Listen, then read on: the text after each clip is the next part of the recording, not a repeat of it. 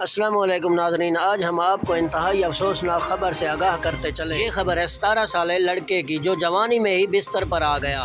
یہ ایک فیکٹری میں کام کرتا تھا اور ادھر بڑی بڑی مشینیں چلاتا تھا۔ ایک دن کیا ہوا، اچانک سے یہ اس مشین کے اندر چلا گیا۔ پھر کیا ہونا تھا؟ پھر تو وہی ہونا تھا جو منظور خدا تھا۔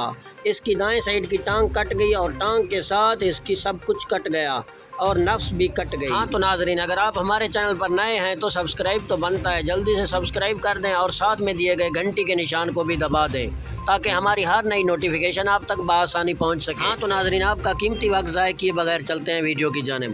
یہ لڑکا فیصل آباد کا رہائشی ہے اور ادھر ہی یہ کام کرتا تھا اور اس کے ساتھ یہ واقعہ 2017 کو پیش آیا۔ اس کو 5 سال ہو گئے یہ بستر پر لیٹا ہوا ہے۔ اس کا نام حیدر علی ہے اور اس نے بتایا کہ ہم نے ڈاکٹروں سے پوچھا لیکن ڈاکٹروں نے کہا ہے کہ اس کا علاج پاکستان میں تو نہیں ہو سکتا۔ میری درخواست ہے حکمرانوں سے، خدا را ہماری مدد کر دو۔